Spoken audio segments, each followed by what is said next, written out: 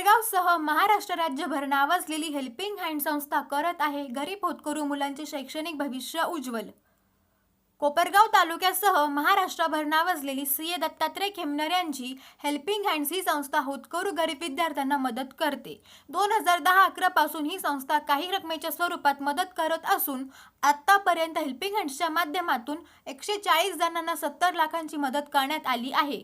या helping हँड्सचे trust अध्यक्ष CA Dattatray Khemnar, उपाध्यक्ष भाऊ थोरात, सचिव विठ्ठलराव शिंदे, ट्रस्टी किशोर नन्नवरे, श्रीनिवास खरवंडीकर, डॉक्टर ज्ञानेश्वर वागचौरे, सौ सुज्योती दत्तात्रय खेमनर यांच्या मार्गदर्शनाखाली ही संस्था गोरगरीब होतकरू विद्यार्थ्यांचे शैक्षणिक भविष्य उज्ज्वल करत आहे। यावेळी बोलताना सीए दत्तात्रय खेमनर म्हणाले की माझे शिक्षण गरिबीत झाले, अथक परिश्रमातून शिक्षण पूर्ण केले। त्यावेळी मित्रांनी 11,500 रुपयांची मदत केली व शेत जमीन गहाण ठेवावी लागली। बँक कर्ज देण्यास तयार होत नव्हती। तुम्ही सीए वाल्याची गॅरंटी कोण देणार असेही त्यावेळी ऐकावे लागले, पण जिद्द न सोडता 12 जानेवारी 1993 सीएचा निकाल आला आणि मी पास झालो। ऑगस्ट 1993 मध्ये मी कोपरगाव येथे ऑफिस सुरू केले। सुरुवातीचे काही वर्ष खूप संघर्षात गेले, आर्थिक परिस्थिती कठीण होती। जेव्हा प्रगती होत गेली तेव्हा मित्रांसमवेत हेल्पिंग हँड्स ट्रस्ट 2010 मध्ये चालू केले। होतकरू विद्यार्थ्यांना शिक्षणासाठी मदत मिळावे या हेतूने ट्रस्ट चालू आहे। या हेल्पिंग हँड्स ट्रस्ट बद्दल लोकांना माहीत होत गेलं आणि कोपरगाव, अहिल्यानगर सह महाराष्ट्रभर हेल्पिंग हँड संस्थेचे नाव होत गेले। आम्ही कधीच कोणाकडे पावती पुस्तक घेऊन जात नाही, स्वइच्छेने लोकवर्गणी जमा करता त्यातून काही कार्यक्रम व गरजूंना मदत होते।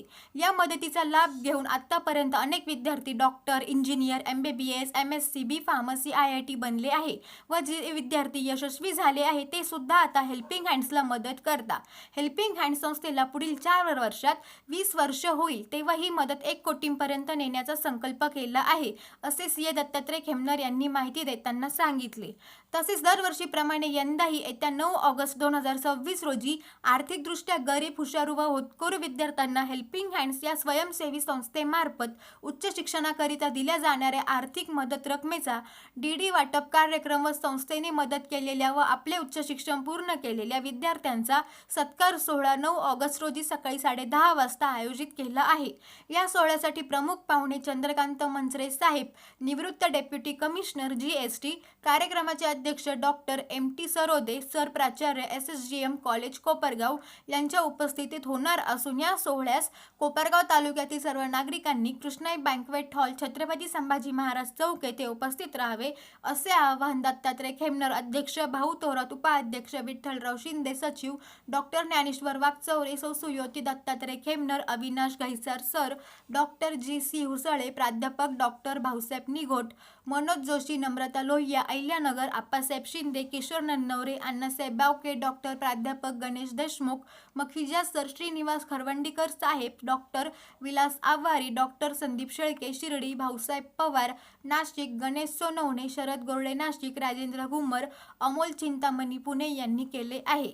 SG मराठी न्यूज चॅनलसाठी संतोष जाधव, कोपरगाव। मी स्वतःच अतिशय गरीब कुटुंबातून पुढे आलेलो आहे आणि माझं 1ली ते 4थी पर्यंतचं शिक्षण जिल्हा परिषद शाळेमध्ये झालं, वेस, कोपरगाव तालुक्यामध्ये जे वेस म्हणून गाव आहे तिथे, आणि 10वी पर्यंतचं शिक्षण पोहेगाव हायस्कूलला झालं।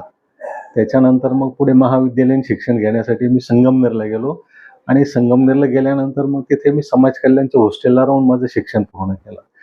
आणि समाज कल्याणच्या हॉस्टेलला राहून शिक्षण पूर्ण करणं म्हणजे ते एक दिव्यच आहे, कारण तिथे बाकीच्या जरी सुविधा फॅसिलिटी चांगल्या असल्या तरी जेवणाचे मात्र तिथं फार प्रचंड हाल असायचे, पण ते सगळं सहन करून माझं शिक्षण मी पूर्ण केलं आणि 1986 साली मी संगमनेर महाविद्यालयामधून BCom पासआउट झालो। संगमनेर महाविद्यालयात पहिला आलो, पुणे विद्यापीठात पण 11वा आलो होतो आणि तिथून पुढे मग CA करायचं जेव्हा ठरवलं मी, त्यावेळेला खऱ्या आर्थिक अडचणी समोर यायला लागल्या, कारण हॉस्टेल बंद झालं आणि एक्सटर्नल कोर्स असल्यामुळे CAला हॉस्टेल मिळणं शक्य नव्हतं समाज कल्याण खात्याचं। पण मग बाहेर रूमवरती राहून त्याच्यानंतर मग मी पुढे 1.5 वर्ष मी पुण्याला पण गेलो होतो क्लाससाठी CAच्या, आणि पुण्याला गेल्यानंतर मग जाताना खूप अडचणी समोर अशा की घरून 100 रुपये सुद्धा महिन्याला मिळणं कठीण असायचं, आणि त्यावेळेला मग मित्रांनी मला जवळजवळ 11,500 रुपये उसने दिले होते। ते पैसे घेऊन काही घरची मदत घेऊन मी 1.5 वर्ष पुण्यामध्ये थांबलो। पुण्यामध्ये क्लासेस हे ते सगळे पूर्ण केले आणि त्यावेळेला 2 महिने तर माझा अगदी वेसवरनं पुण्याला डबा यायचा. म्हणजे वेसवरनं वडील सकाळी 7:30च्या गाडीला जवळक्याला तो डबा पिशवीमध्ये घालून भाकरी अशा गठोड्यामध्ये बांधलेल्या, त्याच्यात काही चटणी, मिरची काय आई द्यायची ते बांधून आणि पिशवीमध्ये वडील ते ड्रायव्हरजवळ ठेवून द्यायचे आणि मग ते गाडी पुण्यामध्ये जेव्हा 1:30-2 वाजता यायची शिवाजीनगरच्या एस टी स्टँडला, तेव्हा मी हॉस्टेलवरनं येऊन आणि तो डबा तिथून कलेक्ट करायचो. 2 महिने पैसे वाचवण्यासाठी अगदी वेसवरनं माझा डबा यायचा जेवणाचा. आणि मग असं करत करत पुण्यामध्ये क्लास पूर्ण केले. पण आर्थिक परिस्थिती हे असल्यामुळे मी पुण्यातून 1.5 वर्ष राहून परत राहिलेली आर्टिकलशिप मी संगमनेरला येऊन पूर्ण केली. मग तिथं एम.कॉमचे क्लास घ्यायचं किंवा अकाउंटिंगचं काम करून मी ती आर्टिकलशिप पूर्ण केली. आणि ह्या सगळ्या याच्यामध्ये मग माझं 2 पार्ट सुटून गेले CAचे.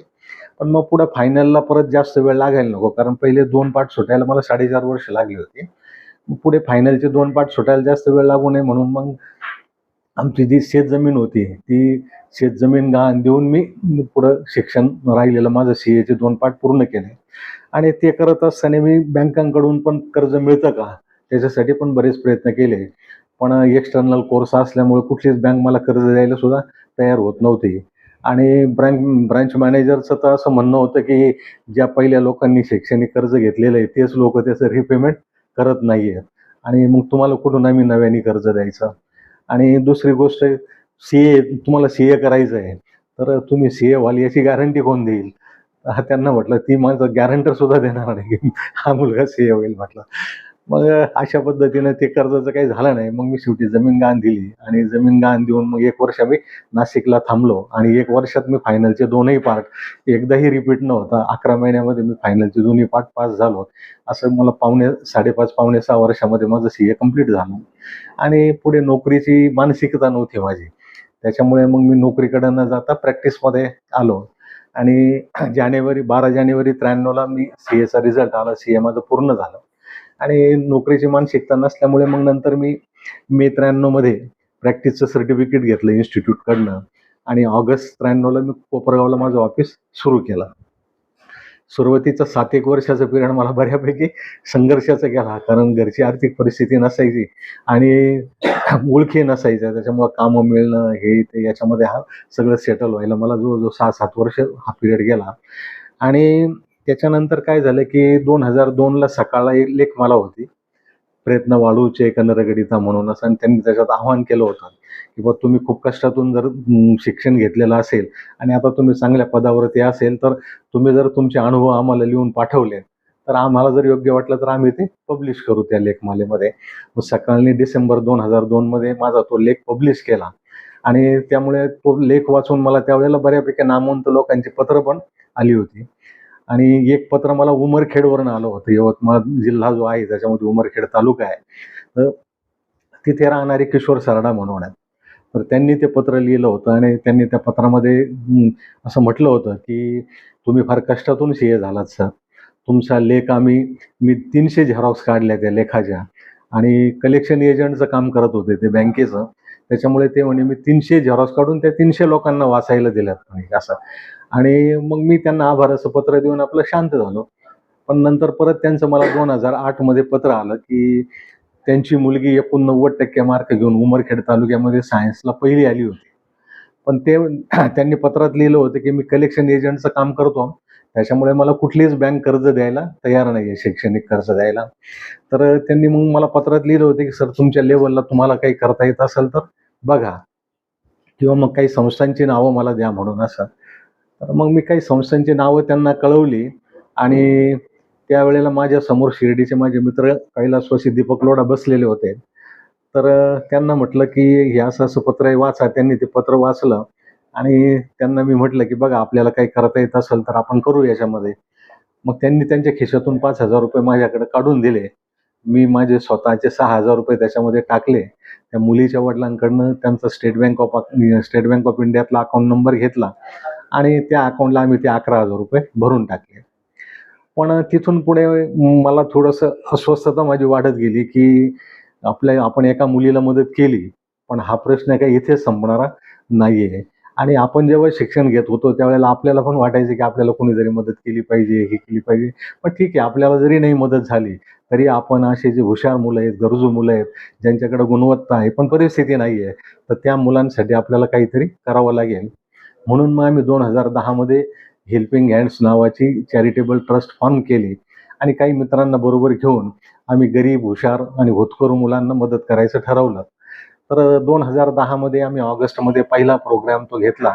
त्यावेळेला फक्त ₹55,000 आमचे जमले होते आणि इथे न्यायमूर्ती युबी हिबी साहेब म्हणून होते. तर त्यांना प्रमुख पाहुणे म्हणून बोलावलं आणि त्यांच्या हस्ते आम्ही 5 मुलांना प्रत्येकी ₹11,000 ची मदत त्यावेळेला केली होती. मग तिथून पुढे मग हळू हे काम आमचं लोकांना माहीत होत गेलं आणि जसं माहीत होत गेलं मग तसं प्रत्येक वर्षी मदत वाढत गेली. मग त्याचे फॉर्म आम्ही सेपरेटली डेव्हलप केले. त्या फॉर्मला रिक्वायर्ड डॉक्युमेंट्स आम्ही घेतो.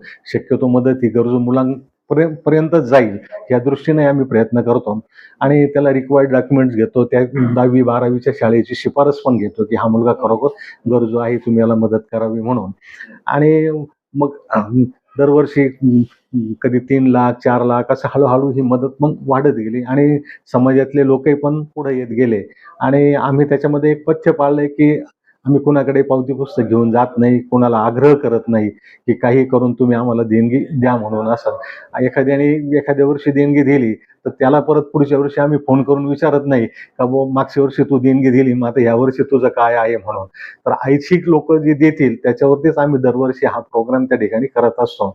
आणि आता बऱ्याच लोकांना ते माहीत झाल्यामुळं बरेच लोक मला होऊन विचारतात की सर तुमचा प्रोग्राम कधी आहे, आम्हाला त्याला देणगी द्यायची आहे, मदत द्यायची आहे म्हणून. आणि मग आता प्रत्येक वर्षी साधारण आम्हाला 5-6 लाखापर्यंतची मदत त्या ठिकाणी गोळा होते. त्या मदतीमधून आम्ही हुशार आणि गरजू मुलांना मदत करत असतो. आणि त्याच्यातली जी मुलं शिकली जातात ती गरजू मुलं, कुणी इंजिनियर झालं, कुणी MBBS झालं, कुणी MDS झालं, कुणी BDS झालं, कुणी B-फार्मसी झालं, कुणी MBA झालं. एक मुलगा तर IIT पण झाला आमच्या ह्याच्यातून. हो.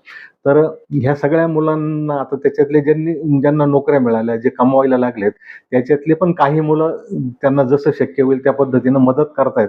कुणी 2,000 देतं, कुणी 5,000 पाठवतं, कुणी 10,000 पण पाठवतं आणि त्या पद्धतीनं ते मदत त्या ठिकाणी ते पण करतायत. त्याच्यामुळे आमचा जो एक उद्देश आहे की बुवा गरीब मुलांना ही मदत झाली पाहिजे, पण त्याच्यातून नुसते लाभार्थी घडायला नको. तर आपल्याला त्या मुलांमध्ये पण सामाजिक जाणीव निर्माण करता आली पाहिजे आणि ती जाणीव निर्माण करण्याचं काम आम्हाला थोडंसं जमलंय बुवा असं आमचं दिसतंय. कारण आता सगळेच मुलं काही रिपेमेंट करत नाहीयेत. आलं का लक्षामध्ये? कारण सगळेच काय आपल्याला चांगली त्याच्यामध्ये मुलं मिळतील असंही काही नाहीये. काही मुलं त्यांचं काम झाले की नंतर मागे बघायला पण तयार नसतात. पण निदान आम्ही जेवढ्या मुलांना मदत केली आतापर्यंत जवळ-जवळ 140 च्या आसपास मुलं ज्यांचं शिक्षण चालू आहे, ते जर धरले तर 140 मुलं जवळ-जवळ आम्ही आतापर्यंत त्यांना मदत केली. जवळ-जवळ 70 लाख रुपयांची मदत आम्ही केली 16 वर्षामध्ये. तर त्याच्यातले निदान 20-25 मुलं तरी आहेत का जे कुणी 2,000 पाठवतं, कुणी 5,000 प्रत्येक वर्षी पाठवत आहेत. त्याच्यामुळे त्यांचं पण कॉन्ट्रिब्युशन आम्हाला मिळतं. समाजातल्या पण काही लोकांच्याकडनं आम्हाला कॉन्ट्रिब्युशन मिळतं. कुणी 20 देतं, कुणी 25,000 पण देणारे आहेत. कुणी आम्ही तर आवाहन करतो की जास्त मदत नाही दिली तरी चालेल. आम्हाला दिवसाचा ₹1 द्या. असे वर्षाचे ₹365 जरी तुम्ही दिले, तरी सुद्धा हे काम आपल्याला आणखी बऱ्याच मोठ्या प्रमाणावरती पुढे नेता येईल. त्याच्यामुळे काही ज्यांची कुवत नाहीये असे लोक ₹365 सुद्धा आम्हाला पाठवतात आणि सर्वसामान्य माणसांचा हातभार याच्यामध्ये लागला पाहिजे ही आमची भूमिका आहे त्याच्यामध्ये, की सर्वसामान्य माणसांची जरी कुवत नसेल तरी ते निदान ₹365 का होईना त्या ठिकाणी मुलांच्या भवितव्यासाठी आपलं योगदान म्हणून देत आहेत. ही फार मोठी बाब आहे. म्हणून आज आम्ही समाजामध्ये ती जाणीव तरी निर्माण केली की दरवर्षी 6-7 लाख रुपये का होईना आम्हाला जमा होत आहेत कोपरगाव सारख्या ठिकाणी. आता त्याच्यात बरेच महाराष्ट्रातून पण काही ठिकाणावरून लोक मदत पाठवतात. कोणी पुण्यावरनं पाठवतं, कोणी मुंबईवरनं पाठवतं, कोणी नगरवरनं पाठवतं, खाली बीडवरनं पाठवतं, कोणी अमरावतीवरनं पाठवतं. म्हणजे आज जिथं जिथं आमचे लाभार्थी मुलं गेलेत तर त्या ठिकाणी बऱ्याच लोकांमध्ये ह्या जाणीवा तयार झाल्या आणि त्याच्यामुळे आता पुढे भविष्यामध्ये हे काम आपल्याला वाढवण्याच्या दृष्टीनं आपण प्रयत्न करीत आहोत. आगामी 2 ते 3 वर्षामध्ये साधारणपणे संस्थेला जेव्हा 20 वर्ष पूर्ण होतील आमच्या अजून, तर त्यावेळेला ही मदत आम्ही 1 कोटीपर्यंत नेण्याच्या दृष्टीने संकल्प केलेला आहे. शिर्डीला ज्यांचे हॉटेल्स आहेत हैदराबादकडची जी 2-3 लोक आहेत, तर त्याच्यातले 2-3 जण आम्हाला दरवर्षी 5,000 रुपयाप्रमाणे मदत पाठवतात. आणि सुरुवातीला गुजरातमधून आनंद जवळ गाव आहे त्यांचं बेचरभाई म्हणून. त्यांनी पण 2 वर्ष आम्हाला 11,000 रुपयाची मदत पाठवली होती असं. तर अजून तसं बाहेर च्या राज्यांमध्ये पोहोचायला आम्हाला वेळ लागेल. पण लोकांना माहीत झालं तर ते मदत पाठवतायत.